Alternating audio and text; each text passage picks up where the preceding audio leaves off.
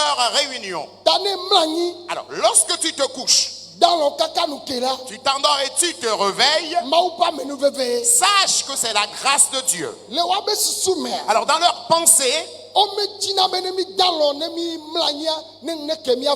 ne veulent pas que lorsque nous nous couchons, que nous nous réveillons encore au lendemain. Mais écoutez, c'est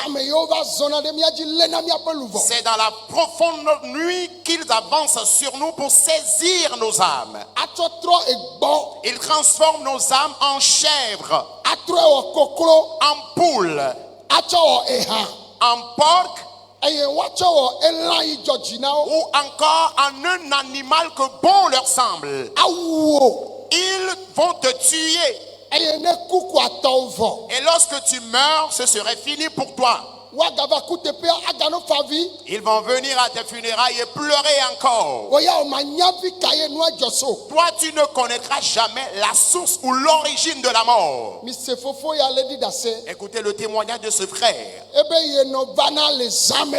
Il dit spirituellement, sa maman venait la nuit. Et lorsque ils sont en train de dormir, c'est en ce moment-là que sa maman sort de sa peau pour venir saisir ses enfants et suce le sang ou boit le sang de leur organisme.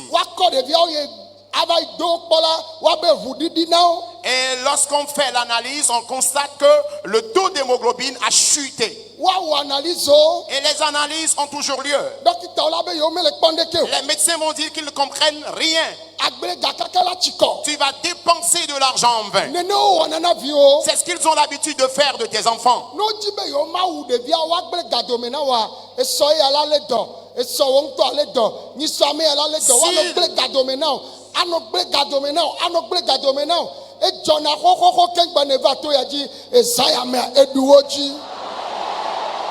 S'ils ne veulent pas te tuer, ils vont te faire dépenser de l'argent. Et dans ce cas, chaque jour, tes enfants sont malades et chaque jour, tu es à l'hôpital simplement pour te faire dépenser. Mais cette nuit, laisse-moi te dire que tu les as vaincus. Et la Yule disait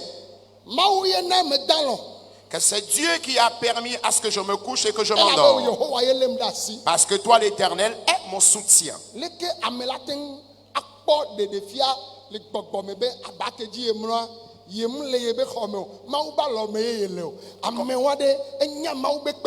Comment quelqu'un peut-il avoir? Il dit que c'est l'Éternel qui est son soutien. Il est entre les mains de l'Éternel. Voilà pourquoi les Adjas ont un cantique. Les sorciers ne trouveront jamais de moyens pour me tuer. Ils ne trouveront jamais de moyens pour me tuer.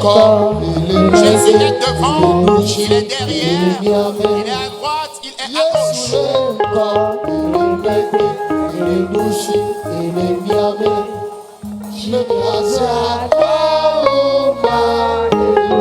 Jésus est devant, il est derrière, il est à ma gauche et à ma droite.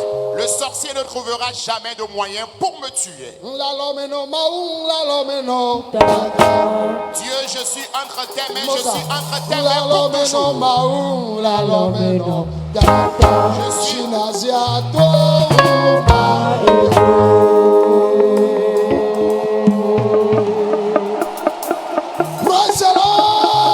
Alléluia. Alors David dit, asseyez-vous s'il vous plaît. Il dit qu'il se couche et qu'il dort. Il se réveille. Mais il a dormi entre les mains de l'Éternel. Vous voyez un peu? Lorsque un bébé, un enfant se trouve entre les mains de son papa ou de sa maman, cet enfant a le réconfort, le courage. C'est ce grand roi qui a ainsi vu l'importance de Dieu. Il dit qu'il s'est couché, qu'il s'est endormi dans la main de l'Éternel. Si tel n'était pas le cas, il ne serait pas réveillé. Car il continue en disant, il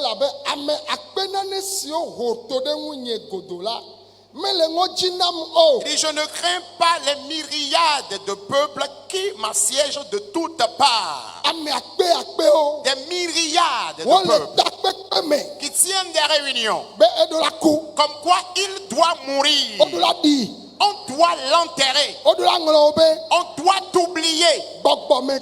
Spirituellement comme physiquement. Il dit éternel. C'est toi qui frappes la joue de mes ennemis. Vous pensez que c'est une frappe physique? Non. Il dit, tu brises les dents des méchants. Leur dent est brisée de leur bouche. Ce qui veut dire que les dents spirituelles qu'ils veulent utiliser pour manger ta chair, l'Éternel a brisé leurs dents. Il dit, lève-toi, Éternel, mon Dieu, sauve-moi, car tu frappes à la joue tous mes ennemis. Il dit, tu frappes à la joue tous mes ennemis. Tous mes ennemis.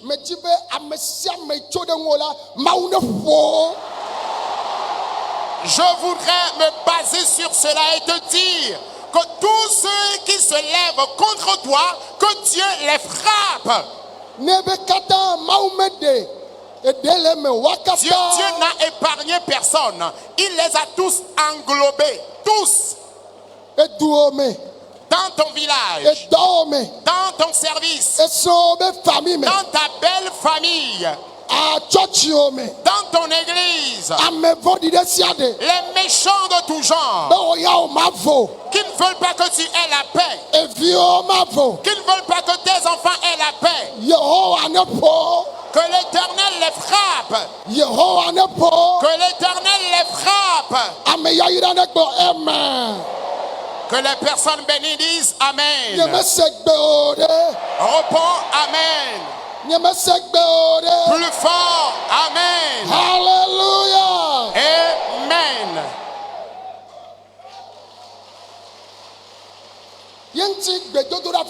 Voilà pourquoi tout de suite dans la prière, tu diras à Dieu, Dieu n'épargne personne, n'isole personne. David dit, tu frappes à la joue tous mes ennemis. Toute personne qui ne voudrait pas me voir en paix, en tranquillité, que ce soit spirituellement ou physiquement, révèle-toi que tu es Dieu. Éternel. Alléluia. Alléluia. Amen. Vous êtes déjà dans le même esprit que moi. Alors, David, Dieu dit de lui qu'il est un homme selon son cœur. Il l'aime. Mais il a encore vécu tant de persécutions. La raison pour laquelle tu vis des persécutions, c'est simplement parce que tu as une meilleure chose en toi, une qualité en toi.